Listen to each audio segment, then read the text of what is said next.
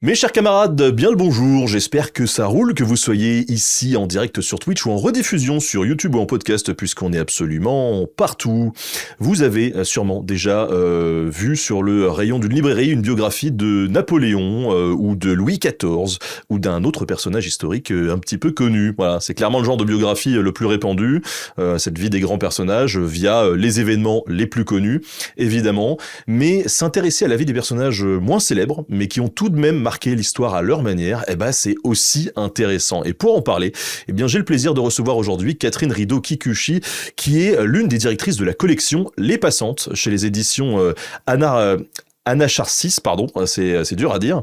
Cette collection, elle est justement dédiée à ce genre de biographie, mais on aura l'occasion d'en reparler. Au-delà de cette collection, Catherine, c'est une historienne spécialiste de l'imprimerie et de l'industrie du papier en Italie du Nord à la fin du Moyen-Âge. Actuellement, elle est maîtresse de conférences à l'université de Versailles-Saint-Quentin en Yvelines. Elle a publié de nombreux articles et ouvrages comme La Venise des livres 1469-1530 en 2018, mais aussi Introduction aux études historiques avec Reine-Marie Bérard et Bénédicte Giraud en 2020, ou encore Contrat du livre imprimé Italie du Nord 1470-1528 qu'elle a édité en 2024. Et Catherine, je l'avais déjà reçue dans cette émission en 2022 en compagnie du camarade Florian Besson pour un tout autre sujet, à savoir le rapport à l'histoire de Zemmour, dont on ne parlera pas aujourd'hui. Voilà. Bonjour ma chère Catherine, comment ça va ? Bonjour, merci beaucoup, ça va bien. Alors, peut-être que certaines personnes n'ont pas vu les autres émissions, et donc je te repose la question que je t'avais déjà posée il y a quelques années ici même, à savoir comment est-ce que toi t'en es arrivé à là où tu es aujourd'hui ? C'est quoi ton parcours ? C'est quoi mon parcours ? Alors j'ai fait une thèse, effectivement, donc tu l'as rappelé, hein, sur les débuts de l'imprimerie à Venise.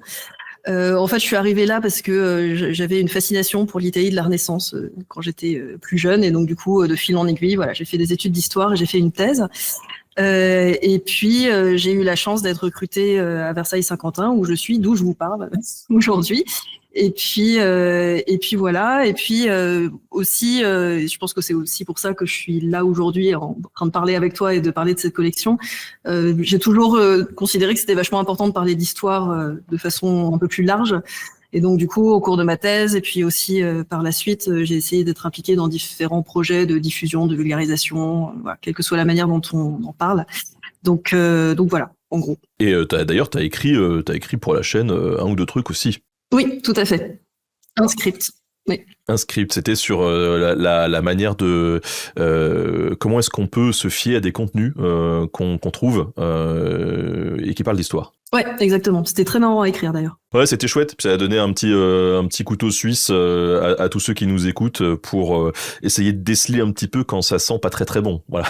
Tout à fait. Ouais. Et c'est pas facile. Enfin, c'est vraiment loin d'être facile. Donc je pense que c'est vachement bien qu'on puisse avoir un peu des outils, quoi. Alors aujourd'hui, on va parler de cette collection, Les Passantes. Est-ce que tu pourrais nous présenter cette collection justement ? Ouais, bien sûr. Alors c'est une collection en fait. Donc le principe, c'est que ce sont des biographies de personnages pas connus. Alors pas connus, ça peut être un peu large, mais en gros des personnages dont il n'y a pas eu de biographie avant.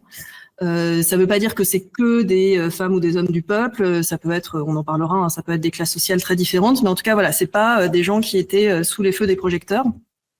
Mais en fait, on considérait que c'était aussi hyper important de s'attacher à ces personnes-là parce que en regardant ces individus, en fait, on comprend mieux la période, on comprend mieux certaines questions. Alors que si on s'intéresse toujours à Cléopâtre, Napoléon, Louis XIV, comme tu citais tout à l'heure, ok, ça nous apprend des choses, hein, bien sûr, mais en fait, on se focalise toujours sur les mêmes et on oublie un petit peu que l'histoire, en fait, elle est faite par tout le monde et ça, c'est un truc qui nous tenait vachement à cœur. Et donc, c'est un projet collectif. Donc voilà, là, je suis toute seule, mais je pense que c'est très important de le rappeler tout de suite. On est 6 à co-diriger cette collection. Il y a plein d'auteurs aussi qui ont répondu présent dès qu'on leur a proposé le projet. Et on a monté le projet, alors surtout en partant d'une idée de Philippe Bernardi, qui est un historien médiéviste, spécialiste dans l'histoire de la construction, l'histoire du travail à la fin du Moyen-Âge, et qui s'est fait cette réflexion qu'en fait, dans nos recherches, on a souvent des personnages qu'on arrive à suivre. C'est pas les héros de nos recherches, mais voilà, en fait, au fur et à mesure de la recherche, on trouve des bribes bribes d'archives, des bribes de documents. Et en fait, on arrive à les suivre et on n'en fait pas grand-chose, alors que c'est hyper intéressant à regarder, quoi. Alors, je le précise pour toutes les personnes qui nous écoutent, mais cet entretien, c'est pas un partenariat commercial ou autre. Hein, c'est-à-dire que c'est vrai que quand Catherine m'a fait part de ce projet, moi je trouvais ça tellement intéressant parce que ça change un peu en fait de ce qu'on peut trouver comme biographie. Je voulais absolument qu'on en parle parce que ça fait écho à plein d'autres trucs et on en reparlera aussi tout à l'heure. Mais notamment un truc qu'on appelle la micro-histoire aussi. On le redéfinira tout à l'heure. Alors, Les Passantes, ça vient d'où ce nom? Alors, ça vient d'où? C'est un titre qui nous a été proposé par les éditeurs. On a beaucoup galéré, en fait, pour trouver un titre à la collection. On n'arrivait pas à trouver un truc qui soit catchy, pas trop... Enfin, voilà, qui reflète vraiment ce qu'on voulait. En fait, derrière le titre Passante, l'idée, c'est vraiment de se dire que, justement, c'est des gens qui passent dans nos recherches, qui sont pas sur le devant de la scène, qui sont voilà les seconds couteaux, voilà, dans une pièce de théâtre ou dans un film, c'est les gens qui sont un peu en arrière-plan, qui sont là, qui participent en fait à l'action, mais qui sont pas vraiment au cœur du truc, qui sont pas les stars, mais qu'on voit apparaître, qui passent dans nos archives, qui passent dans nos sources. Et dont on aimerait en fait faire remonter l'histoire, dont on aimerait parler parce que en fait ces gens-là, même s'ils sont pas au premier plan des grandes affaires diplomatiques, militaires ou politiques, en fait c'est des gens aussi vers lesquels on peut se tourner pour mieux comprendre la période, aussi pour s'identifier. C'est des gens à qui on peut beaucoup plus s'identifier pour comprendre comment est-ce que les gens pouvaient vivre une époque, pouvaient ressentir les choses. Voilà, c'est un peu ça l'idée du titre. Oui, on va développer un petit peu ce qu'on trouve dans cette collection tout à l'heure. Pour l'instant, on va se concentrer peut-être un petit peu sur cette genèse. Alors, tu nous as lâché un mot, Philippe Bernardi. Cette collection, elle vient notamment des activités du laboratoire LAMOP, LAMOP de l'Université de Paris 1. Est-ce que tu pourrais nous parler un peu de ce laboratoire? Le LAMOP, oui. Alors, c'est pas mon laboratoire, et c'est pas le laboratoire d'ailleurs des autres membres des autres co-directeurs, on va dire, de la collection, mais c'est le laboratoire effectivement de Philippe Bernardi. En fait, c'est un laboratoire où déjà il y a quelques années, il y a eu 2 initiatives en fait, un peu dans ce goût-là. Ils ont publié un petit bouquin qui s'appelle Bribes d'archives et qui rassemblait en fait des bouts de sources marrantes, vraiment des anecdotes en fait que les différents chercheurs et chercheuses du laboratoire avaient rassemblées pour donner un peu de corps. Aussi pour des gens qui savent pas forcément ce que c'est la recherche historique, mais pour donner un peu de corps à en fait qu'est-ce qu'on trouve dans les sources. Et parfois c'est des trucs vraiment très quotidiens, très triviaux, mais en même temps assez marrants parce qu'en fait on se rend compte que les gens au 8e siècle parfois ils avaient les mêmes préoccupations que nous, donc voilà ce genre de choses. Et puis il y avait aussi eu une série de petites vidéos qu'on peut trouver sur YouTube sur les inconnus de l'histoire. Alors il y en a pas énormément, je crois que le projet s'est arrêté assez vite, mais voilà, il y avait plusieurs historiens, notamment médiévistes, qui avaient partagé une vie qu'ils avaient retrouvée dans les archives. Donc c'est pour ça en fait que l'idée avait germé effectivement dans le cadre du LAMOP et notamment autour de Philippe Bernardi. Et puis en fait après, voilà, Philippe avait envie de monter ça, et puis il a rassemblé autour de lui des gens qui avaient envie de bosser ensemble. En fait, c'est surtout beaucoup comme ça que ça s'est fait, c'est qu'on se connaissait, alors pas tous forcément, tous les uns avec les autres, mais par interconnaissance. En fait, voilà, c'était des gens avec qui on avait envie de bosser, avec qui on avait une conception commune de l'histoire. Et ça s'est fait comme ça. Je sais que ça peut être une grosse galère quand même de vouloir, de faire éditer un bouquin. J'ai rencontré plein d'auteurs qui du coup ont lâché l'affaire et se sont auto-édités, voilà. Donc j'imagine que quand t'arrives avec une collection, c'est-à-dire t'as l'idée d'une collection, ça doit être encore plus compliqué de trouver un éditeur et de lui dire attendez, moi j'ai une idée, mais par contre c'est pas un seul bouquin. Ouais, c'est pas évident. Et effectivement, en fait, le projet, ça fait, je pense que ça fait 4 ou 5 ans qu'on en parle. Et en fait, les 2 premiers bouquins viennent juste de sortir. Donc on a pas mal galéré pour trouver un éditeur au début, parce que ce qu'on voulait aussi vraiment, c'est que ce soit une collection qui soit pas seulement destinée aux collègues, parce que voilà, c'était pas le but. Le but, c'était justement d'avoir des livres qui parlent un peu à tout le monde. Donc ça a été une première contrainte. Ensuite, on s'est adressé à des éditeurs, mais le marché éditorial est très très compliqué en ce moment, particulièrement depuis après le Covid, parce que après le Covid, il y a une espèce d'inflation un peu artificielle en fait du marché du livre qui est assez vite retombée. La guerre en Ukraine a fait exploser les prix du papier. Bref, c'est très compliqué financièrement. Et donc le premier éditeur en fait qui nous avait accepté a fait faillite juste avant qu'on signe les premiers contrats. Donc, ça a retardé le projet. Et finalement, donc, c'est Anacarsis. Donc, c'est Anacarsis, c'est pas Anacharsis, juste pour... Pardon, je suis désolé, vraiment, le mec pas pro qui prépare pas le truc. Oh là là, c'est terrible. Ok. Mais je me permets de préciser, parce que sinon, je vais me faire engueuler. Non, ah non, mais tu as raison. Et vous avez raison, la team Anacarsis, de m'avoir envoyé un petit mot, un nom d'oiseau au début du... Voilà, je vous pardonne. Donc Anacarsis, en fait, le projet de notre collection rencontrait aussi pas mal leurs propres préoccupations éditoriales. C'est une maison d'édition basée entre Toulouse et Marseille qui s'intéresse beaucoup à l'histoire par le bas, l'histoire des catégories populaires, l'histoire aussi des populations colonisées, enfin voilà, ce genre de choses. Donc le projet qu'on leur a présenté de faire l'histoire de gens pas connus, en fait, ils nous ont pas regardé bizarrement, ce qui pouvait être le cas d'un certain nombre d'éditeurs quand même au début. On a affiné le projet ensemble avec eux. Et ils ont fait un boulot vraiment incroyable, à la fois, enfin, un vrai boulot éditorial. Je sais pas peut-être qu'on en reparlera un petit peu tout à l'heure, mais voilà, donc ils nous ont accompagnés sur l'élaboration des textes et puis voilà les belles couvertures que moi j'aime beaucoup, par exemple de ces bouquins, quoi. Toi justement, tu es directrice, l'une des directrices de la collection. Ça consiste en quoi ton boulot? Alors être éditeur d'une collection ou éditrice, c'est un peu comme quand on dirige un bouquin. Donc pareil pour les auditeurs, auditrices, vous êtes sans doute déjà tombé sur un bouquin co-dirigé ou dirigé par des gens, et puis en fait après il y a plein d'auteurs. En gros, le principal travail, c'est de trouver les auteurs ou les autrices. Donc là, voilà, notre principal boulot, c'est d'abord d'essayer de démarcher des collègues dont on sait qu'ils ont un dossier sous le coude, qu'ils pourraient être intéressés. Bon. Et ensuite, une fois qu'on a des collègues qui sont intéressés, qui écrivent quelque chose, on essaye de travailler le texte avec eux. Donc c'est vraiment le deuxième principal boulot. Ils nous envoient les textes et on les relit. Alors pas tous, parce qu'on se répartit un peu le travail entre nous. Donc chaque bouquin a été relu par 2 directeurs, directrices. La relecture, c'est essayer de faire en sorte que ce soit compréhensible pour quelqu'un qui est pas un collègue, justement, qui est pas historien ou historienne. Essayer d'affiner le propos du livre. Voilà, à chaque fois, c'est des livres qui ont un propos, qui essayent de montrer quelque chose ou de faire mieux comprendre quelque chose. Donc essayer d'affiner un peu ça. Donc voilà, ça c'est le principal boulot. Et puis le dernier boulot, c'est faire ce que je fais là, donc faire la promotion de la collection et essayer de faire en sorte que la collection vive, en quelque sorte. Oui, et alors pour diriger des ouvrages, moi aussi, je sais à quel point parfois ça peut être... Parfois, il n'y a pas beaucoup de retour avec les auteurs, parce qu'ils sont juste très bons dès le départ, et puis des fois, le fond est incroyable, mais alors la forme, il faut déployer des trésors de diplomatie. Voilà. Même si je dois dire que sur les 2 bouquins qui sont sortis là, on a eu vraiment beaucoup de chance. Enfin, moi, je me suis occupée principalement du bouquin sur Alexandrine Flotte, dont on reparlera, et l'auteur a vraiment fait un super boulot et a tout de suite compris, en fait, la perspective du bouquin, quoi, que c'est pas un article de recherche, que c'est quelque chose qui s'adresse au plus grand nombre.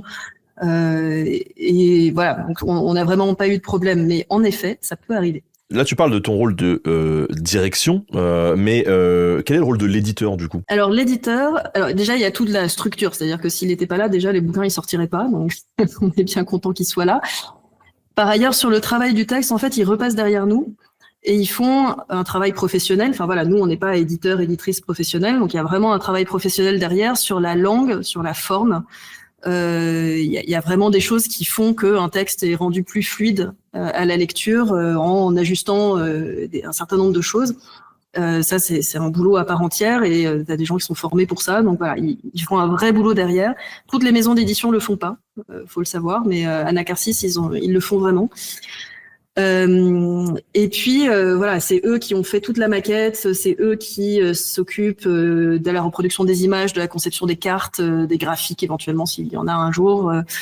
Et c'est eux en particulier, voilà, qui ont trouvé l'artiste qui fait les couvertures des ouvrages en feutrine. Donc voilà, des portraits complètement imaginaires, hein, on est d'accord, hein, mais qui représentent les personnages dont on parle. Dans cette collection, on a plusieurs personnages donc qui sont présentés. Comment est-ce qu'on fait pour sélectionner les différents sujets, les différentes personnes Est-ce que donc vous vous réunissez en comité, vous dites bon alors il nous faut des hommes, des femmes de tous les secteurs, de tous les machins. Comment vous procédez? Alors au début, en fait, on a vraiment fonctionné par les gens qu'on connaît et dont on se dit qu'ils pourraient être intéressés. Et donc du coup, on a eu un premier pool en fait d'auteurs intéressés. Et les premiers bouquins qui sont sortis, c'est aussi un peu parce que c'est les premiers qui ont rendu le manuscrit. Voilà, parce que après chacun a ses contraintes, ça peut être plus ou moins difficile de tenir les délais, donc c'est un peu comme ça que ça s'est passé. Après, maintenant que la collection est lancée, effectivement, on essaye de réfléchir de façon un peu plus structurée, on va dire. Et on essaye d'équilibrer. Alors la question des femmes, c'est une question hyper importante. Là, voilà, il se trouve que les 2 manuscrits qu'on a eus, c'est un personnage masculin, un personnage féminin, écrit par 2 hommes. Donc, dans l'idéal, il faudrait autant d'auteurs que d'autrices, autant de personnages masculins que de personnages féminins. Après, la réalité fait que c'est plus compliqué, parce que le monde universitaire est encore plus compliqué pour les femmes, qu'on a moins de sources pour les femmes dans un certain nombre de cas. Donc, voilà, il y a un équilibre qui est compliqué à trouver. Mais oui, effectivement, on essaye de réfléchir à ça. On essaye de réfléchir en termes d'équilibre de périodes, là, sur les périodes anciennes, contemporaines, sur les espaces géographiques, même si je dois dire qu'on a du mal à aller en dehors de l'Europe. On essaye, mais c'est pas évident. Voilà, on essaye de réfléchir à tout ça, on propose à des gens, et après, on dépend aussi beaucoup de ce que les gens veulent bien faire, quoi. Donc, c'est pas toujours idéalement réparti. Alors rentrons un peu dans le vif du sujet de ces biographies, en commençant par une question toute bête, mais c'est quand même par là qu'il faut commencer quand on parle d'un sujet. C'est quoi une biographie? Alors, une biographie, c'est une question plus compliquée que c'est qu'elle en a l'air. C'est raconter la vie de quelqu'un. C'est un genre centenaire, si ce n'est millénaire, c'est-à-dire que souvent, pendant très longtemps, en fait, on racontait l'histoire par la vie des gens et pas la vie de n'importe qui. On racontait l'histoire par la vie des grands hommes, pas des grandes femmes, des grands hommes. Le masculin est très générique. Donc voilà, donc ça, c'est un genre qui remonte à l'Antiquité et qui est une longue tradition. Alors, c'est du coup une question qui est un peu compliquée parce que depuis un certain temps, il y a quand même un certain nombre de chercheurs, de chercheuses qui se sont interrogés sur ce que ça veut dire de raconter la vie des gens. Et en particulier, alors je suis désolée, je balance tout de suite les grands noms, mais je pense que c'est important. Bourdieu, donc le sociologue Pierre Bourdieu, il a écrit un article qui est hyper important pour comprendre ça, qui s'appelle l'illusion biographique. Et en gros, pour simplifier un peu ce qu'il dit que quand on raconte la vie de quelqu'un, en fait, on fait l'illusion d'une continuité. On fait comme si la personne du début, c'était la même chose que la personne à la fin de la vie. Alors qu'en fait, il y a plein de ruptures, alors qu'en fait, il y a plein de choses qu'on reconstitue a posteriori et qu'en fait, ils n'ont pas du tout de cohérence. Enfin, voilà, on essaye de retrouver une cohérence à une vie alors qu'en fait, il n'y en a pas forcément, quoi. Et donc, une fois qu'il a écrit ça, on se dit un peu, est-ce qu'on peut encore écrire des biographies? Est-ce que c'est encore possible? Et l'historien qui a vraiment réconcilié tout le monde avec la biographie, y compris la biographie des grands hommes, c'est Jacques Le Goff, qui a publié un énorme pavé. Donc, je pense qu'il n'y a pas grand monde qui l'a lu en entier, mais c'est vraiment un bouquin hyper important sur Saint-Louis. Donc voilà, la biographie par excellence, du grand homme par excellence. Il est saint, il est roi de France, voilà. Mais en fait, ce qu'il a fait, c'est vraiment montrer comment une biographie peut aussi permettre de comprendre une époque. La biographie de Saint-Louis, en fait, de Le Goff, c'est pas tellement la biographie de l'individu. Donc, il essaye de voir ce qu'on peut retrouver de l'individu dans les sources, mais en fait, il y a plein de trucs qui nous échappent. Mais il essaye aussi de faire la biographie de qu'est-ce que c'est qu'être roi de France et c'est quoi les images, en fait, de Saint-Louis. Saint-Louis, en fait, c'est une succession d'images, de représentations.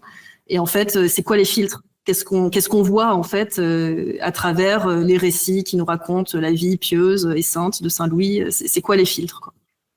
Donc voilà, faire une biographie, en fait, aujourd'hui, c'est à la fois essayer de casser un peu la continuité et la cohérence, et puis essayer de trouver derrière un personnage la représentation d'une époque, et puis les images éventuellement. Alors Saint-Louis, évidemment, c'est particulier, mais les images que cette personne pouvait avoir, la postérité aussi éventuellement, Jeanne d'Arc, évidemment, c'est pas pareil si on prend la Jeanne d'Arc du 19e, la Jeanne d'Arc d'aujourd'hui, enfin voilà. Faire une biographie de Jeanne d'Arc aujourd'hui, c'est aussi faire ça. C'est aussi faire l'histoire de la représentation de l'individu, quoi. Il y a quand même eu il y a un spectre de grandes tendances quand même qui a eu lieu depuis ces biographies de l'Antiquité jusqu'à maintenant, ou alors c'était seulement ce personnage il est fantastique, regardez comme il est beau, et l'autre côté une remise en contexte social, spatial, temporel, etc. Je pense que la remise en contexte social, elle arrive vraiment à partir, enfin, elle a toujours un peu lieu, mais disons que la grosse insistance dessus, c'est vraiment à partir de l'école des Annales et de Bourdieu, quoi. Donc je dirais surtout à partir de l'après-Deuxième Guerre mondiale, voilà, pour situer à peu près. Avant, la biographie, elle a vraiment un rôle exemplaire. En fait, on écrit une biographie parce qu'on pense que la vie de cette personne-là, c'est un modèle qu'on peut suivre, ou un contre-modèle. D'ailleurs, ça peut aussi être ça. C'est-à-dire qu'on fait la biographie de quelqu'un pour dire, il faut surtout pas faire ça. C'est vraiment le modèle à éviter. Hein. Voilà, l'école des Annales et puis voilà la remise en cause de Bourdieu, ça a conduit à s'interroger beaucoup plus sur le contexte et ne plus faire une biographie pour une biographie. Voilà. Après, il y a eu des évolutions plus récentes. Je sais pas si c'est à ça dont tu parlais, mais Oh bah tu peux en parler comme tu veux. parce que depuis, en gros, Le Goff et Bourdieu.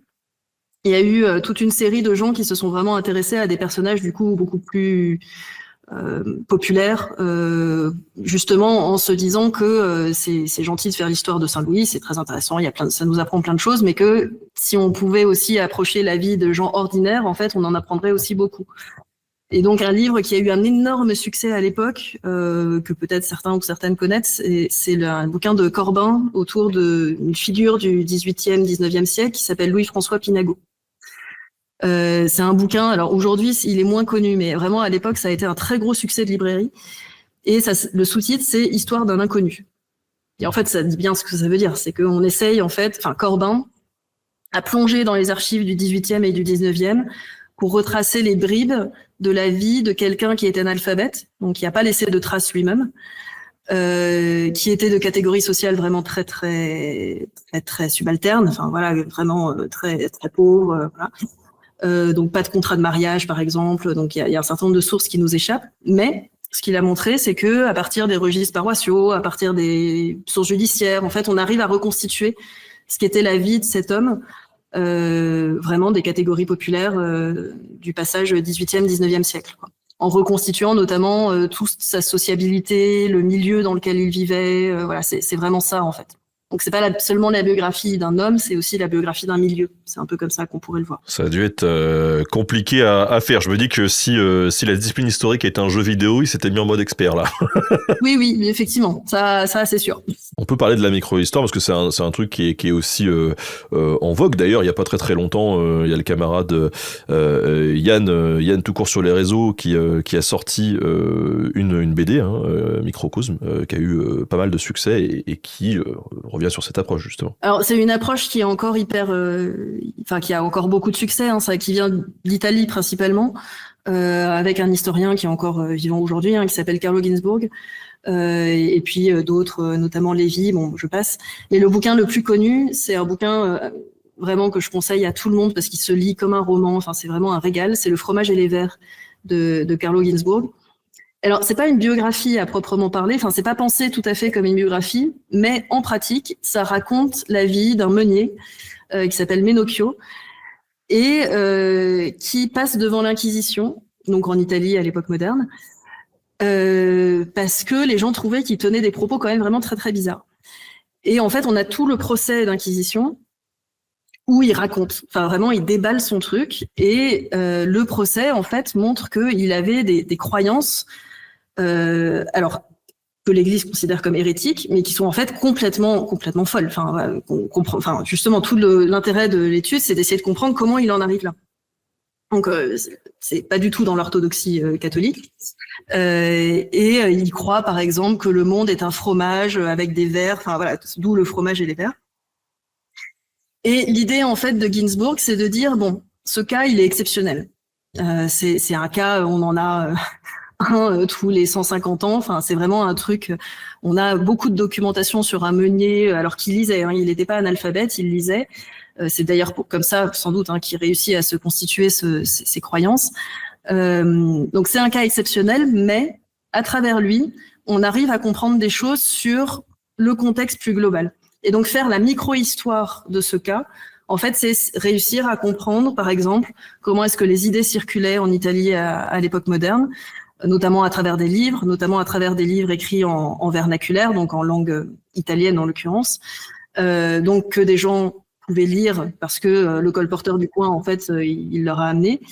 Et voilà, à travers ça, en fait, essayer de comprendre la vie des catégories populaires en milieu rural en Italie, sur lesquelles on a très très peu de sources par ailleurs, vraiment pour documenter leurs croyances. Donc là, c'est assez exceptionnel. Ouais, finalement, c'est un peu essayer de tenter de mieux comprendre une période en s'intéressant peut-être à un point de vue plus individuel et donc unique de l'histoire, parce que c'est vrai que quand on parle par exemple, je sais pas, histoire de la Révolution, on dit bon, c'était un peu compliqué, il y a différents mouvements, mais on parle surtout de trucs un peu collectifs. C'était par exemple si on dit ouais, tiens, les boulangers ils agissaient comme ça. Bon, tous les boulangers n'agissaient pas comme ça, en fait. Chacun avait sa vie, chacun avait ses impératifs, et donc se plonger là-dedans, ça peut nous permettre de saisir un peu plus de nuances, on va dire, peut-être, sur les périodes qu'on étudie, quoi. Ouais, plus de nuances, et puis vraiment essayer aussi de comprendre, justement, si on dit les boulangers, ils agissaient comme ça, en fait, pourquoi ? Et pour comprendre pourquoi, il faut se replacer à l'échelle individuelle. Alors effectivement, chacun peut avoir son propre contexte très particulier. Mais en fait, voilà, dans la condition de boulanger, j'en sais rien, hein, mais dans la condition de boulanger... Oui, non, on est parti sur un exemple comme ça, on improvise là, c'est roue libre. Dans la condition de boulanger, il y a un truc qui fait que, je sais pas, le prix de la farine, en fait, c'est un truc qui évidemment leur importe, et donc ils vont être dans les revendications sociales. Voilà, c'est peut-être complètement fou, hein, ce que je raconte, mais bon, c'est l'idée, quoi. Tu vois, c'est intéressant de parler de ces biographies de gens pas connus ou moins connus, parce que j'ai quand même l'impression que ce qu'on trouve aujourd'hui en librairie, c'est encore beaucoup des biographies de gens connus, en fait.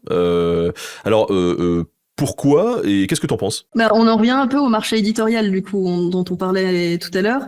Alors, il y avait des bilans faits sur le marché du livre d'histoire, et effectivement, c'est très frappant. Les gros livres qui marchent, c'est souvent des biographies.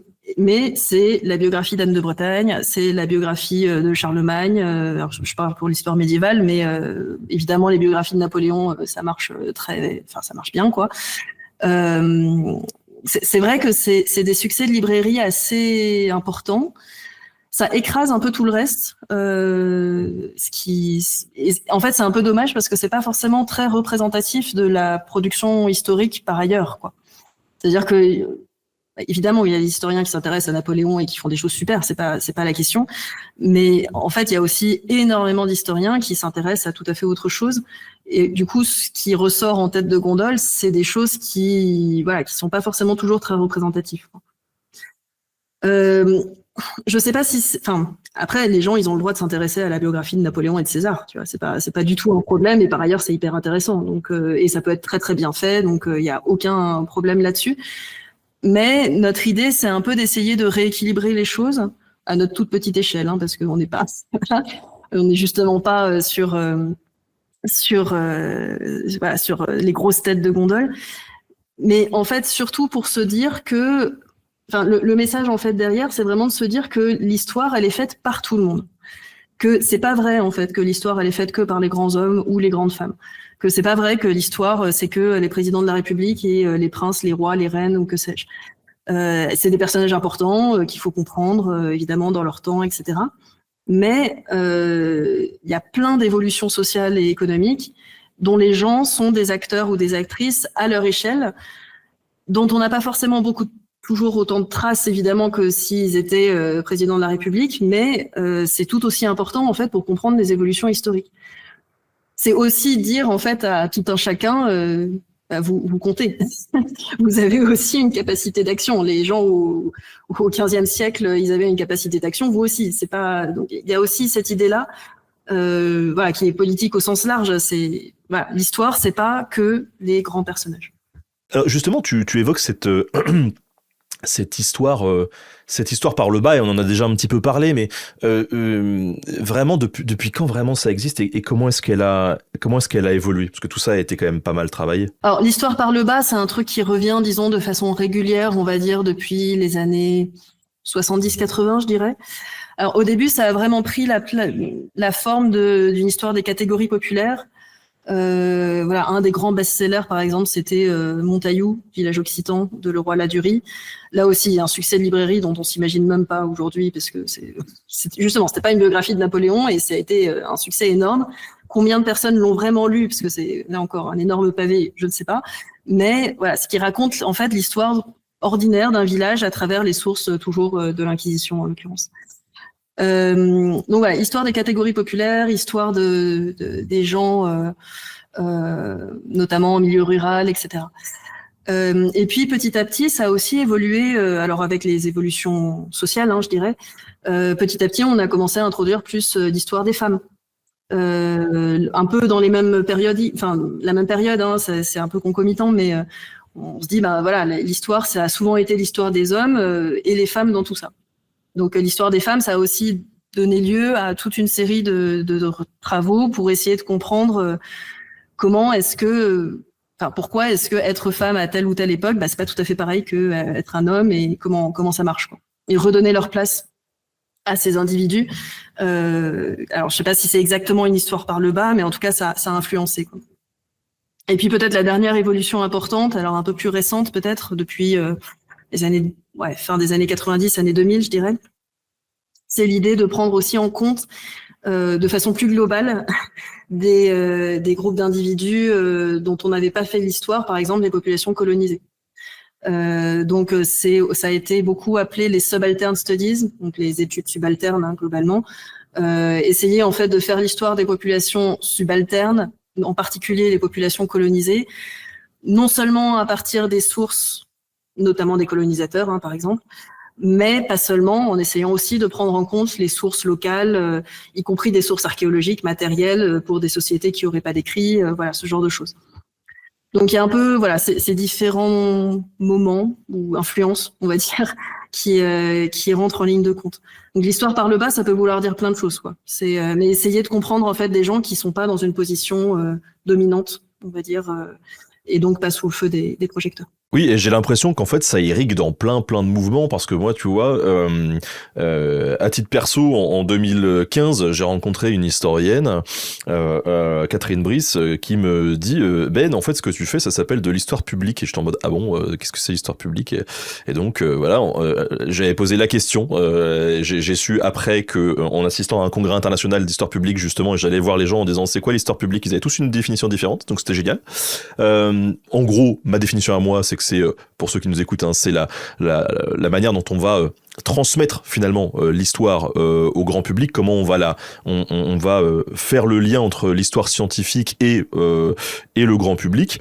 Mais j'ai des gens, notamment des Italiens, qui m'ont dit mais pour moi l'histoire publique c'est l'histoire du peuple par le peuple, quoi. Ouais, tout à fait. Il y a vraiment cette tension entre les deux.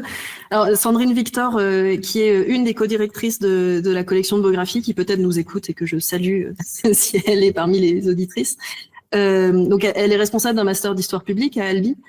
Et effectivement, c'est une question qu'on a beaucoup eue. Elle trouve que l'histoire publique, c'est surtout l'histoire qui permet de faire participer les gens.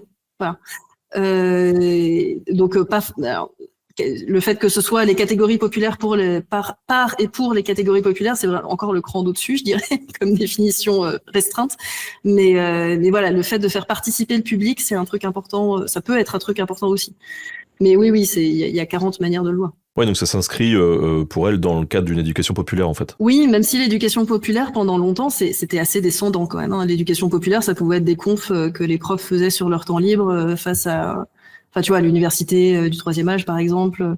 C'est pas hyper participatif, toujours. Ça peut l'être, mais pas toujours. Bon, en tout cas, comme tu le dis, s'il y a cette nouvelle approche qui est intéressante, on peut tout à fait continuer de faire des biographies de grands personnages, c'est pas du tout excluant, et ça peut être renouvelé. Ouais, complètement. De la même manière que Le Goff, en fait, il a fait une biographie de Saint-Louis qui a complètement renouvelé la manière de faire la biographie. Cette collection des passantes, ça vient s'inscrire dans tous ces mouvements-là. L'objectif, c'est de s'émanciper quand même de ces grandes figures et, comme tu le disais tout à l'heure, d'inclure un peu les gens qui puissent un peu mieux s'identifier. Oui, il y a cette idée-là et que effectivement l'histoire, ça permet aussi de se raccrocher à une humanité commune, on va dire ça comme ça, et que en fait cette humanité commune, et ça recoupe des questions, des vraies questions historiques que on peut voir apparaître aujourd'hui, mais aussi au 19e entre Alger et Buenos Aires, ou bien à Venise au 15e siècle. Voilà, il y a des questions en fait qui sont qu'on pose aujourd'hui et qui peuvent être revues, relues par le passé. Et une approche biographique, individuelle, ça permet de le rendre plus sensible, de le faire mieux comprendre, parce que voilà, les gens peuvent assez facilement, il me semble en tout cas, se mettre à la place des personnes. Je trouve ça hyper intéressant en fait comme approche parce que j'avais reçu Boucheron dans cette émission qui me disait que alors et c'est pas du tout excluant avec ce que tu présentes, tu vois, qui disait mais que pour lui un des trucs formidables avec l'histoire et une des fonctions premières de l'histoire, c'était aussi de pouvoir s'évader en fait et de se divertir et c'est vrai que à travers la biographie de grands hommes ou de grandes femmes, tu peux te dire pas besoin de m'identifier, ce que je veux c'est justement essayer de me projeter dans un truc tu vois où je ne suis pas et là justement la démarche elle est un peu inverse mais en fait elle est hyper intéressante aussi. Ouais, mais comme tu dis, c'est pas excluant parce qu'en fait, voilà, pour prendre un exemple concret, parce que je pense que ça parlera peut-être un peu plus aux gens, mais un des ouvrages, c'est sur Alexandrine Flotte. C'est une femme vraiment des classes moyennes sup, petite bourgeoisie, qui a un parcours de migration. Elle naît à Alger, d'une famille marseillaise, et elle migre à Buenos Aires au 19e siècle. Donc c'est pas une petite migration, hein, donc c'est quand même un gros déplacement. Et en fait, par certains aspects, c'est extrêmement dépaysant, parce que évidemment, la migration au 19e, ça n'a pas grand-chose à voir avec les migrations contemporaines. Enfin, elle n'a pas traversé la Méditerranée en bateau. Enfin, tu vois, c'est pas du tout les mêmes enjeux. Pour autant, il y a aussi des choses qui se recoupent. Il y a des questions qui se posent de la même manière, même si les réponses sont différentes. La question de, en fait, comment on fait le voyage à Buenos Aires, avec quel argent, déjà pour commencer, avec quel passeport.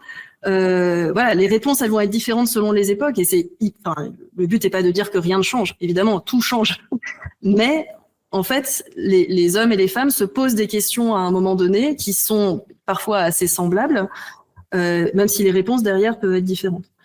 Donc voilà, cette question de la migration, ça me semble un bon exemple pour montrer que d'une certaine manière, on peut s'identifier aux interrogations, aux angoisses. Hein, parfois, c'est pas rien de laisser tout son passé derrière soi pour aller sur un autre continent, même si en fait derrière la réalité historique est très différente. Ouais, mais oui, en effet, on peut s'imaginer que toutes ces questions se recoupent quand quelqu'un part au XVe siècle et qu'il doit laisser sa famille derrière lui. On imagine qu'il a des questionnements qui sont les mêmes que celui qui doit partir aussi au XXIe, quoi. Alors, cette collection, c'est aussi un moyen peut-être de rendre un peu plus visible le boulot de l'historien, non? Et de l'historienne. Oui, c'était vraiment un des trucs qui nous tenait beaucoup à cœur. Donc au-delà de l'aspect biographie d'individus pas connus, vraiment un des points sur lequel on s'est tous mis d'accord, c'est que ces ouvrages, c'était aussi l'occasion de montrer comment on a les traces de ces gens. Donc c'est quoi les sources, de vraiment donner à voir les sources, parfois avec des photos, parfois avec des extraits de texte un peu longs, mais vraiment pour donner à entendre en fait les sources. D'abord et avant tout pour dire en fait l'histoire ça se fait pas à partir de rien. Voilà, l'histoire ça se fait à partir d'une documentation, ça peut être des archives, ça peut être des inscriptions antiques, ça peut être de l'archéologie, ça peut être plein de choses, mais ça se fait avec de la documentation matérielle qu'il faut analyser. Et donc ça voilà, c'était vraiment la principale chose, ça permet on parlait tout à l'heure de comment distinguer des choses qui sont pas très bons d'un travail d'historien sérieux. Voilà, les sources, ça en fait partie. Et c'est vrai que parfois, par simplicité, hein, et c'est normal dans certains travaux de diffusion ou de vulgarisation, les sources, ça passe un peu à côté parce que c'est compliqué. Enfin, évidemment, ça nécessite tout un apprentissage de comprendre les sources.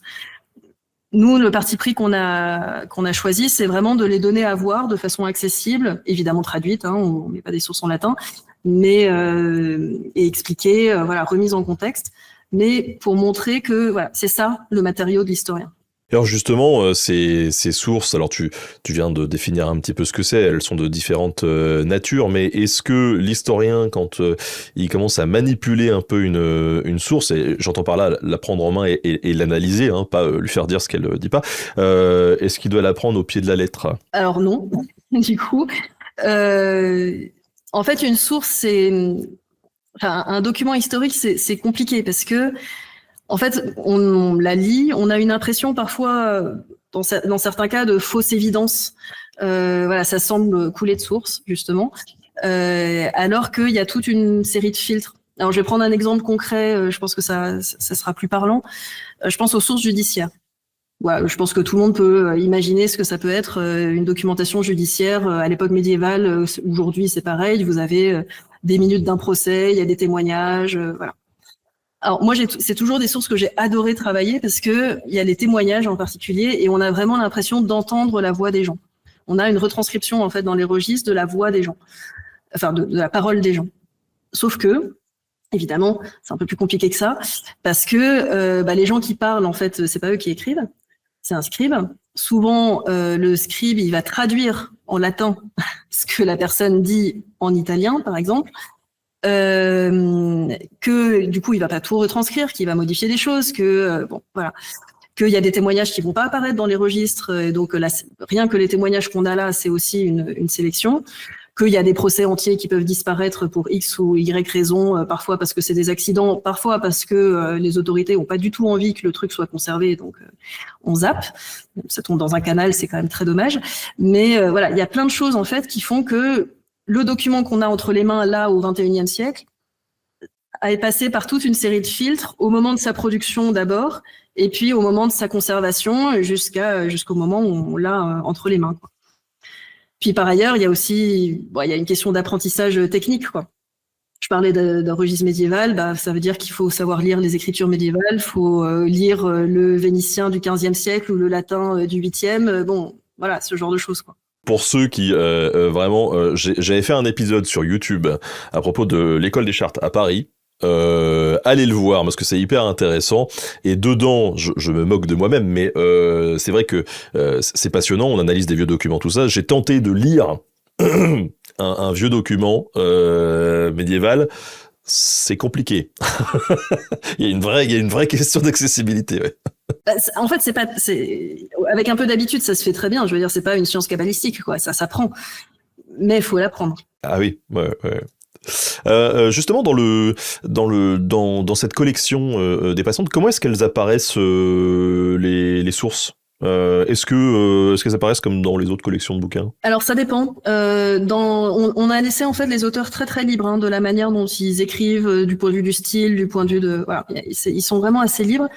Dans un des ouvrages, donc celui de Thibaut Becchini sur donc cette femme entre Alger et Buenos Aires, c'est assez classique, c'est-à-dire qu'il met vraiment des paragraphes en retrait. Donc il y a des grosses citations de sources. Donc voilà, c'est assez classique par rapport à d'autres bouquins. C'est juste, il y en a davantage et vraiment des passages un peu plus importants peut-être que dans d'autres livres. Pour Philippe Bronstein, c'est un peu différent parce qu'il y a certains passages où en fait il a inventé. Donc, par exemple, voilà, il a pris une source qui est l'inventaire que Alvise Mocenigo, donc le patricien vénitien dont il fait la biographie. Alvise Mocenigo, son père meurt et il doit faire l'inventaire des biens de son père. Et il y a tout un passage où en fait, Philippe Bronstein, l'auteur, imagine la scène. Donc ça, c'est bien marqué que, c'est en italique, c'est bien séparé. On sait bien que c'est un moment où l'auteur invente quelque chose. C'est bien indiqué. Mais il invente à partir du document qu'il relate, qui est aussi repris en parallèle, quoi. Donc voilà, c'est des dispositifs qui sont un peu différents. C'est rigolo ça parce que vraiment c'est un truc que j'avais fait dans mon tout premier bouquin en 2016. J'avais imaginé des petites parties en italique où j'inventais le truc pour faire un peu de littérature dedans.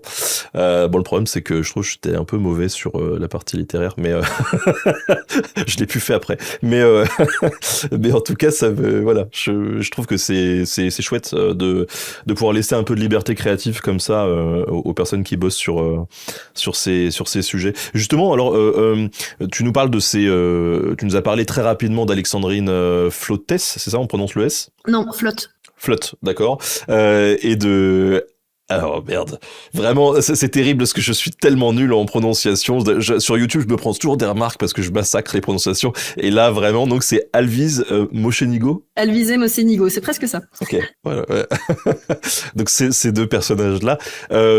Tu peux revenir un petit peu rapidement sur ces deux personnages. Donc pour Alexandrine, tu nous disais que c'était l'histoire d'une grande migration en fait.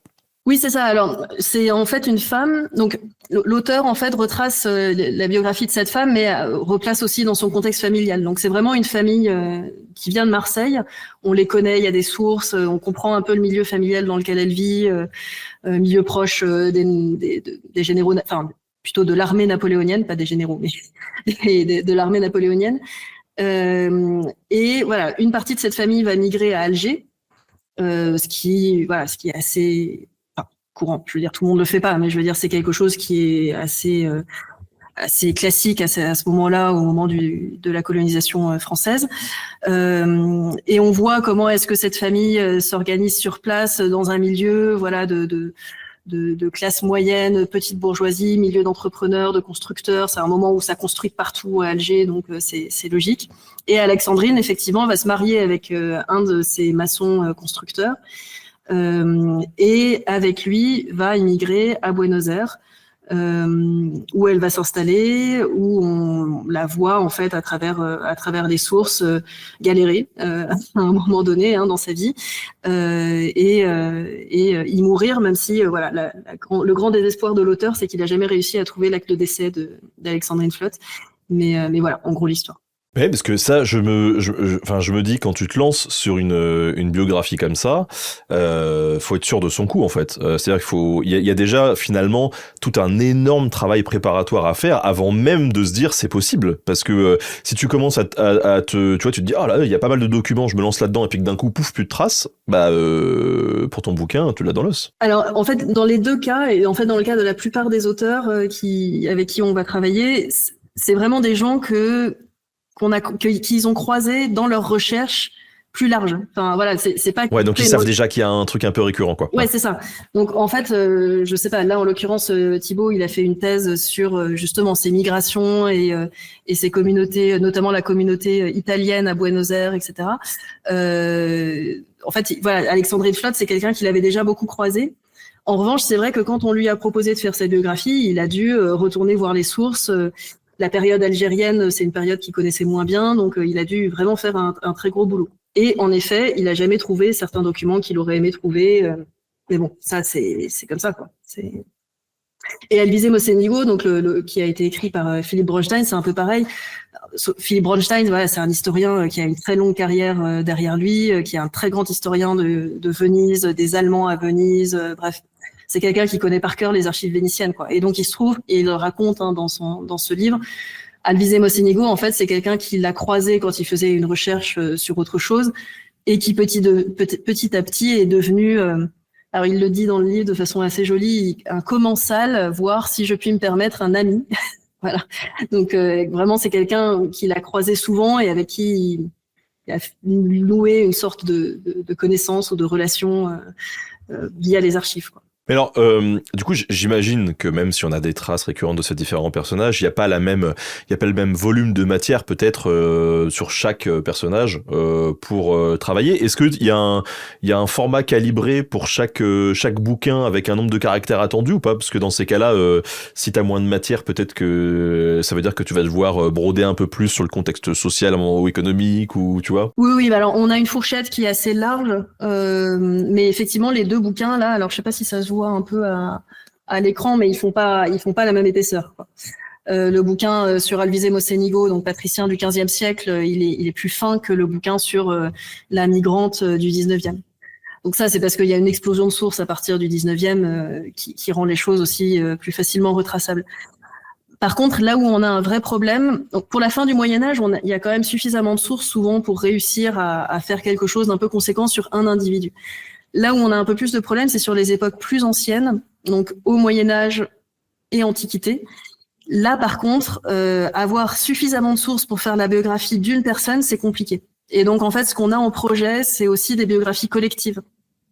Donc, des biographies, voilà, alors soit de quelques individus en lien les uns avec les autres, soit d'un groupe Voilà, peut-être un jour sur les prostituées à un endroit donné, peut-être un jour sur les constructeurs dans l'Antiquité égyptienne. Enfin voilà, je dis un peu ce qui me passe par la tête, mais voilà, on essaye de trouver aussi ces dispositifs-là, parce que sinon, c'est vrai que pour l'Antiquité, par exemple, c'est très très compliqué.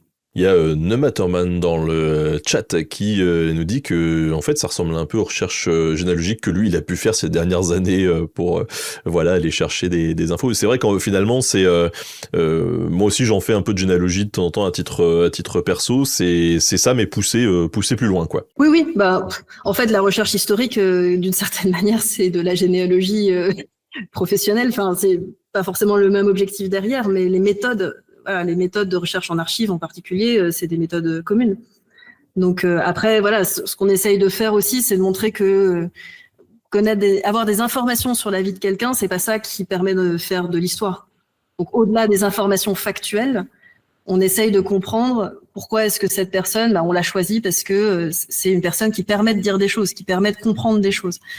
Ça, c'est pas toujours le cas, pas parce que la vie des gens sont pas hyper intéressantes, c'est pas ça, mais parce qu'on n'a pas forcément les sources pour le documenter. Là, c'est des individus pour lesquels on a des sources qui permettent de dire des choses, quoi. Alors il y a un truc, tu vois, je fais un aparté, une digression, mais dans ce milieu de la généalogie justement, il y a des très gros sites slash entreprises dont l'objectif est de se faire de l'argent avec tout ça, mais il y a des fonctionnalités qui sont développées et qui qui me font penser un petit peu à tout ça, mais en mode un peu plus cheap, c'est-à-dire que ils te proposent via des outils notamment d'IA d'aller choper donc les infos sur quelqu'un dans ta généalogie, et en fonction des infos que tu as rentrées, ça peut te générer une sorte de biographie qui vient recontextualiser en disant ah ouais alors le mec il est né à telle époque dans tel truc, donc à cette époque-là le contexte c'est ça, et donc ça te permet de finalement de créer une espèce de fausse biographie très générale de tes ancêtres. Je sais pas si ça peut t'évoquer quelque chose, si t'as quelque chose à dire là-dessus, mais... Ouais, alors, en fait, c'est un peu... moi, ça me gêne un peu. Je vais passer pour la vieille réac, je suis désolée, mais... Ah non, mais absolument pas, parce que moi, justement, je trouvais ça a vraiment ses limites, ce genre d'exercice. En fait, moi, ce qui me pose problème, c'est par rapport à ce qu'on a dit avant. C'est-à-dire que quand on fait cette recherche-là, qu'on soit généalogiste ou qu'on soit historien, en fait, à un moment donné, on passe par les sources. Et en fait, quand on travaille sur les sources, le but, c'est pas juste d'avoir la date de naissance de machin. Donc, ok, un registre d'état civil, c'est dur d'avoir autre chose que ça. Mais par exemple, je reprends mes exemples de sources judiciaires, pardon. Mais à travers les sources judiciaires, si on prend que les informations factuelles, en fait, on passe complètement à côté du fait qu'on se fait peut-être complètement avoir par les gens qui ont produit les sources. Et en fait, ça, c'est un vrai problème. C'est valable pour les sources judiciaires, ce serait valable pour d'autres sources. Voilà, des sources notariées, par exemple, souvent, il y a plein de non-dits, il y a plein de trucs. Faut essayer de creuser un petit peu pour comprendre si le document, vraiment, il y a tout ce qu'il a l'air d'entendre ou pas, quoi. Donc, il y a vraiment un travail sur la documentation elle-même, sur le contexte de la documentation, en archive ou pas en archive d'ailleurs, sur d'autres types de supports, qui me semble importante. Et si on agglomère juste les infos factuelles, en fait, on risque de dire de grosses conneries. Enfin, voilà. Bah c'est bien d'avoir ton discours là-dessus. Non, parce que encore une fois, moi je trouvais que c'était rigolo. Mais tout de suite, si tu veux, je l'ai testé sur 2-3 ancêtres et j'étais en mode bon, il y a des trucs où ouais, c'est pas ouf quoi. Mais c'est rigolo. Alors, quand on a préparé cet entretien, on évoquait justement le parcours de ces deux personnages. On voit qu'on est à des époques différentes, on voit que c'est des lieux qui sont différents, et pourtant il y a certains éléments qui se rapprochent. Et tu nous as parlé un petit peu de la place de la matérialité. Est-ce que tu pourrais développer un petit peu ça dans ces deux biographies ? Oui, bien sûr. Alors, c'était pas du tout voulu, c'était pas une commande, mais il se trouve que les deux auteurs, dans les deux biographies, ont vraiment porté une très très grande attention au contexte matériel de la vie des gens. Alors, par exemple, pour Alvise Mocenigo, ce patricien vénitien 15e, début 16e siècle, en fait, Philippe Bronstein a fait tout un travail sur, en fait, c'est quoi les objets qui l'entourent. En fait, c'était un marchand, un ambassadeur. Il a beaucoup circulé dans les différentes villes marchandes et les villes de cour européennes. Et donc, en fait, par exemple, qu'est-ce qu'il achetait quand il allait à Bruges, à Anvers c'était quoi ce qu'il achetait quand il allait en ambassade pour le roi de France d'où l'inventaire dont je parlais tout à l'heure. Donc voilà, à la fin de sa vie, quand on fait l'inventaire de ses biens, qu'est-ce qu'il y a c'est quoi, en fait, l'environnement matériel d'un patricien à ce moment-là? Juste pour rendre les choses aussi plus sensibles, en fait, aux gens. Et je trouvais que c'était une démarche intéressante. Et Thibaut Becchini, donc, pour Alexandrine Flotte, il a fait un peu la même chose, alors avec des sources qui, là aussi, sont généralement plus bavardes que les sources médiévales. Et il a essayé de reconstituer à Marseille, à Alger et à Buenos Aires où est-ce qu'elle vivait. Avec des photos, avec des plans, avec là aussi des inventaires qui ressemblent assez fortement aux inventaires médiévaux. Donc voilà, en fait, c'est quoi ce milieu-là qu'est-ce qu'ils avaient comme meubles par exemple, on peut imaginer assez facilement quand on voit les inventaires, les soirées avec les vétérans de l'armée napoléonienne en train de jouer aux cartes parce qu'ils avaient un meuble pour jouer aux cartes. Enfin, voilà, ce genre de choses. Ça permet de mieux comprendre la vie quotidienne, mais ça permet aussi voilà, de comprendre l'environnement dans lequel tous ces personnages vivaient. Et évidemment, Venise, pour un patricien au XVe siècle, c'est pas du tout la même chose que un petit constructeur, enfin la femme d'un petit constructeur à Alger.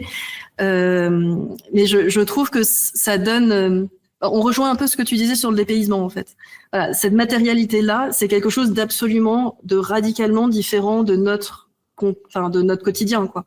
Et donc, ça permet de se rendre compte que, effectivement, bien sûr qu'il y a des choses qui se recoupent, mais en même temps, c'est un monde complètement autre. Et je trouve que c'est intéressant de s'en rendre compte à partir de ces éléments matériels. Ouais, ils ont pas les mêmes meubles, ils ont pas les mêmes objets, ils ont même pas les mêmes habitudes, les mêmes organisations des espaces. Au Moyen-Âge, la chambre, ça s'organise pas pareil qu'aujourd'hui, clairement. Et aujourd'hui encore, d'ailleurs, il y a une évolution dans cette gestion de l'espace domestique, quoi.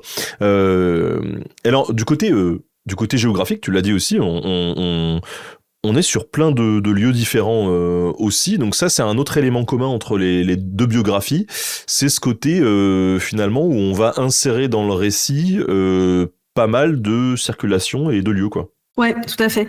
Là aussi, c'est un peu le hasard des biographies, mais Alvise Mocenigo, donc c'est quelqu'un qui justement parce qu'il fait partie de cette grande famille patricienne qui tire sa fortune principalement du commerce. Venise, c'est un des grands hubs commerciaux à la fin du Moyen-Âge. Donc, il va circuler principalement en Europe, mais sa famille a aussi des contacts en Méditerranée. Et puis, voilà, il a des missions diplomatiques, il est ambassadeur, il va rencontrer le roi de France, Maximilien Ier, donc l'empereur du Saint-Empire. Et donc c'est aussi assez intéressant, je trouve, dans cette biographie, de voir comment cet individu, par ses lettres, parce qu'on a aussi beaucoup sa correspondance pour Alvise Mocenigo, comment est-ce qu'il voit ses cours, comment est-ce qu'il voit ses princes. On peut avoir en fait des espèces d'aperçus du tempérament de Louis XII ou de Maximilien Ier qui sont à la fois assez touchantes, assez humaines et très intéressantes, parce qu'en fait on se rend compte que ce type, Mocenigo, il est vraiment pris dans les tensions diplomatiques, politiques de la fin du XVe et du début du XVIe siècle. Lui, en tant qu'acteur très mineur, enfin voilà, c'est pas un grand ambassadeur, c'est pas lui qui va négocier les grands traités, etc. Mais voilà, malgré tout, il est pris dans ces tensions diplomatiques avec des questions d'équilibre de pouvoir qu'on connaît bien aujourd'hui, quoi. C'est qui va réussir à faire usage de la force ou au contraire qui va réussir à négocier une bonne alliance matrimoniale, par exemple. Voilà. Donc c'est des questions qu'on voit un peu par le petit bout de la lorgnette, par quelqu'un qui est tout ému parce que Louis XII lui a adressé la parole et l'a félicité et lui a offert une pièce de cerf, le cerf, l'animal. Non. Donc voilà, c'est un petit acteur diplomatique par certains aspects, mais qui voit ces grandes négociations se tenir. Ouais, ça rend le tout plus humain, parce que c'est vrai que, tu vois, aujourd'hui, on est tous confrontés à notre humanité et à notre moralité dans la vie de tous les jours. Tu vois, on te dit, alors moi, je considère que dans un monde idéal, je devrais être comme ça. Et puis, il y a la vraie vie. Et donc, on est confronté à la vraie vie et on se dit, ah, bon, là, je vais faire un truc, en fait, j'avais pas envie de le faire. Voilà. Et c'est vrai que quand on regarde un peu le passé, on a tendance à oublier ça un peu, notre propre humanité, nos propres émotions, notre propre moralité. Et de se dire, mais en fait, on essentialise un peu les personnages du passé, je trouve. Et tu vois, en se disant, bah, ouais, le gars avait une personnalité. Comme tu le disais tout à l'heure, finalement, le personnage au début de sa vie, c'est le même qu'à la fin, alors qu'il y a toute une palette que la personne s'est développée, qu'elle a douté, qu'elle a fait des trucs qui n'étaient pas forcément raccord avec ce qu'elle voulait faire. Je trouve ça hyper intéressant, en fait, de mettre ça en avant à travers cette collection. Ouais. Après, c'est des choses qui sont pas faciles à voir parce que, voilà, Mocenigo, on a sa correspondance. Donc, c'est vraiment des lettres qu'il a écrites. Donc ça, voilà, ça aide à rentrer un peu dans la pensée du bonhomme. Alexandrine Flotte, par contre, on a plus de documentation d'un point de vue strictement quantitatif, mais par contre, on n'a quasiment rien écrit de sa main. Mais il y a les dernières pages du livre que je trouve là aussi assez humaines, assez touchantes, où Thibaut Becchini fait une analyse de ses signatures. Parce que probablement qu'elle savait pas très bien écrire, mais elle savait signer son nom. Et en fait, on voit les hésitations à la fin de sa vie sur la francisation de son nom italien ou pas. Enfin, parce qu'elle est mariée à un homme qui a un nom italien. Et donc, on sent en fait derrière ces évolutions de signature, qui est le seul témoignage autographe qu'on ait en fait de cette femme, aussi l'individu qu'il y a derrière. Et donc oui, c'est assez touchant. Mais par contre, bon, on saura jamais rien de ses états d'âme et de ses doutes. Ça, par contre, ça va être très compliqué. Mais bon. Alors du coup, ces deux biographies, on l'a dit, elles ont des points communs, on vient de les aborder, mais au final, ça donne quand même des résultats très différents. Oui, mais justement, ça revient à ce qu'on se disait tout à l'heure, on a laissé vraiment les auteurs très libres. Et là, on a deux auteurs qui n'ont pas du tout le même parcours. Philippe Bronstein, c'est quelqu'un qui a toute sa carrière déjà accomplie. C'est un historien très installé, très reconnu. Donc, il peut aussi se permettre, je dirais, une certaine liberté de ton. Donc, c'est probablement celui des deux qui est le plus narratif, le plus personnel aussi. Il y a vraiment des passages où il explique comment il a rencontré Alvise Mocenigo. Et je pense que cette liberté de ton, c'est aussi dû au fait que il n'a pas tout à fait la même position que Thibaut Becchini, qui est un jeune chercheur pour le coup, qui a tiré cette biographie de cette thèse. Mais qui a aussi, incité par la commande qu'on lui a faite, mais aussi par ailleurs, j'imagine, a réussi à nouer un rapport assez personnel à la personne, Alexandrine Flotte, à cette femme dont il fait la biographie, sans mettre en scène forcément ce rapport personnel, mais qu'on sent justement quand on rentre dans l'intimité des maisons, quand on rentre dans l'intimité quand il fait des hypothèses sur ce qu'elle a pu ressentir, par exemple, sur la traversée de l'Atlantique, ce qui n'est pas une mince affaire quand même à l'époque. Donc voilà, c'est des styles qui sont différents, mais qui sont dus au parcours, au statut des deux auteurs. Et puis la grosse différence, mais ça, je pense que les auditeurs et auditrices l'auront peut-être noté, c'est que d'un côté, on a une femme migrante de la petite bourgeoisie, et de l'autre, on a un patricien vénitien qui fréquente Louis XII, quoi. Donc, bon, on n'est pas tout à fait sur le même profil social. Mais c'est là où je trouve que c'est important de rappeler que notre collection, en fait, c'est pas simplement faire l'histoire des catégories populaires. C'est pas seulement le fait de faire l'histoire par le bas, même s'il y a aussi ça. C'est aussi un aspect qui nous semble important. Mais en fait, il nous semblait que c'était aussi intéressant et important d'avoir le point de vue de ces individus qui font partie de l'élite sociale. Alvise Mocenigo, c'est le gendre du doge de Venise, le gendre où, oui, j'ai un doute sur la généalogie, mais bon, qui est proche, on va dire, des milieux dirigeants, qui fait partie des milieux dirigeants de Venise, mais qui n'a jamais été sur le devant de la scène. Et pour autant, qui fait partie de ces petites mains de la diplomatie européenne à ce moment-là. Et donc, ce point de vue-là est aussi intéressant pour essayer de mieux comprendre une époque et pour mieux comprendre, en l'occurrence, le propos du livre, c'est vraiment qu'est-ce que ça veut dire être marchand et diplomate à Venise à la fin du Moyen-Âge, dans un contexte d'énormes tensions diplomatiques, notamment entre la France et l'Empire. Et alors là, dans ces deux biographies, je pédale un petit peu en arrière, mais tu vois, on parlait de cet aspect géographique. Est-ce qu'il y a aussi cette idée de, je sais pas si ça va revenir dans les prochaines biographies présentes dans la collection, mais est-ce qu'il y a cette idée de montrer que finalement le monde est peut-être un petit peu plus connecté à l'époque que ce qu'on a longtemps pensé? Parce que c'est vrai que moi, ces dernières années, je le vois de plus en plus dans les travaux d'historiens, enfin, et en tout cas dans leur vulgarisation et leur médiatisation, on parle de plus en plus de monde connecté avant l'heure. Alors, évidemment, c'était pas la mondialisation comme on la connaît aujourd'hui, mais enfin, sur YouTube, on a sorti des épisodes sur le fait que, typiquement, il y avait des relations commerciales entre la Chine et l'Empire romain. Ça veut pas dire que on avait toutes les semaines des délégations de Chinois qui débarquaient à Rome en disant hey, on a un peu de matos à vous vendre, parce qu'en plus il y avait des intermédiaires, mais ça veut dire que quand même ces mondes étaient connectés. Il y a cette volonté-là un peu ou pas dans... Oui, je pense. Alors c'est une tendance dans l'historiographie qui est assez ancienne, hein, parce qu'en fait, des gens qui travaillent sur l'histoire des étrangers, l'histoire des migrations, c'est depuis les années 80, donc c'est pas tout récent, quoi. Okay, alors après, quand tu dis ancienne, la plupart des gens, si tu dis ancienne, ils vont pas penser à l'échelle de la recherche, tu vois, en histoire. 40 ans, c'est pas, voilà, c'est assez récent, je pense, pour la plupart des gens. Je suis d'accord, mais ce que je veux dire, c'est que, alors, pardon, je vais utiliser des gros mots, mais en fait, il y a plein de gens qui disent que cette tendance-là, qui est réelle, hein, notamment dans la diffusion, je pense que c'est vraiment une tendance réelle. Il y a plein de gens qui disent, ouais, mais en fait, les historiens, ils s'intéressent à ça parce que c'est des gros woke qui veulent dire que il y a eu des migrations tout le temps. En fait, ce que je veux dire, c'est que c'est quelque chose sur lesquels les historiens travaillent depuis un certain temps et pas juste par mode des 5 dernières années. C'est pour ça que je disais ça. Depuis l'invention du mot wokiste. Voilà. Après, c'est vrai que je pense qu'il y a une insistance particulière là-dessus. D'abord pour essayer de comprendre ce qui se passe aujourd'hui. Et je le dis voilà, vraiment à titre personnel, pas forcément en lien avec la collection, mais moi, j'ai écrit le chapitre de ma thèse qui parlait d'étrangers en plein moment de la crise des migrants en 2015. Donc, évidemment que ça résonne. Voilà. C'est évidemment que y a des choses, on se dit, bon, bah, en fait, faut dire aux gens que les migrations, voilà, quels sont les problèmes que ça peut poser, quels sont les apports que ça peut apporter. Enfin, il y a plein de choses, en fait, qui rentrent en résonance, ça, c'est évident.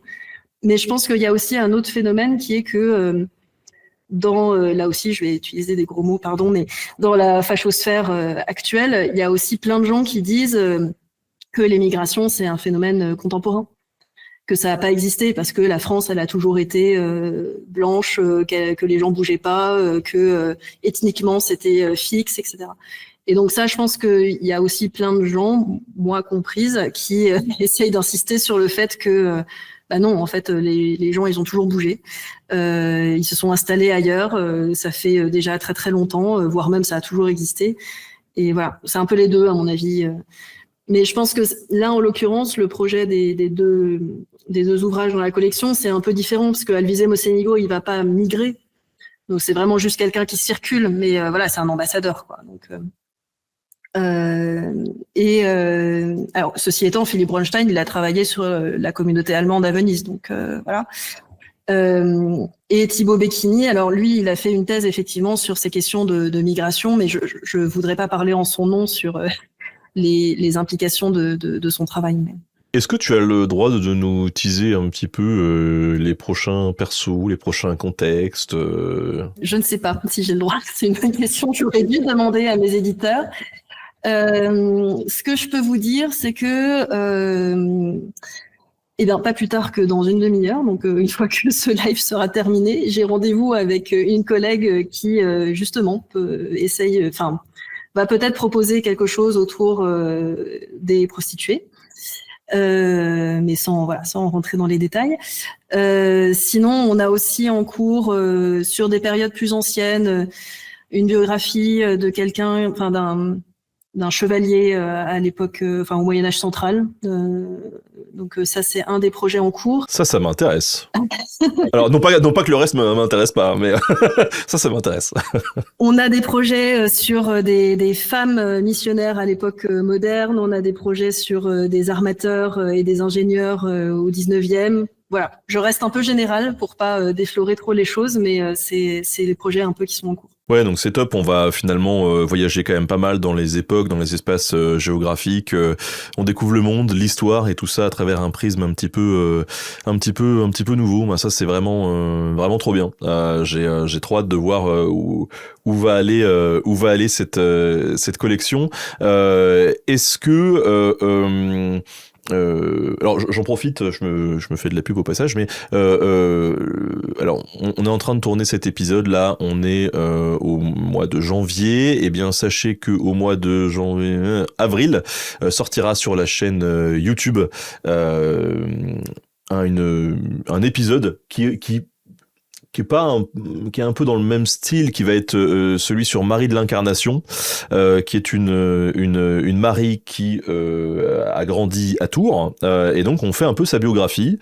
Elle était pas très très connue, et donc elle a franchi justement l'Atlantique pour aller participer à la colonisation du Québec, et notamment à l'établissement de la ville de Québec. Et donc à travers sa biographie, c'est tout un champ de l'histoire qu'on va pouvoir explorer. Donc je vous donne rendez-vous en avril. Je sais que la rediff du coup de ce podcast aussi interviendra un peu plus tard que ce 15 janvier. Donc voilà, ça sera l'occasion pour vous d'aller checker un petit peu ce que ça peut donner en vidéo, ce type de sujet. Est-ce que toi justement tu as parce que j'imagine que donc là il y a cette initiative de collection et donc d'auteurs qui travaillent sur ces sujets, mais vous êtes pas les seuls à travailler sur ce type de problématique-là.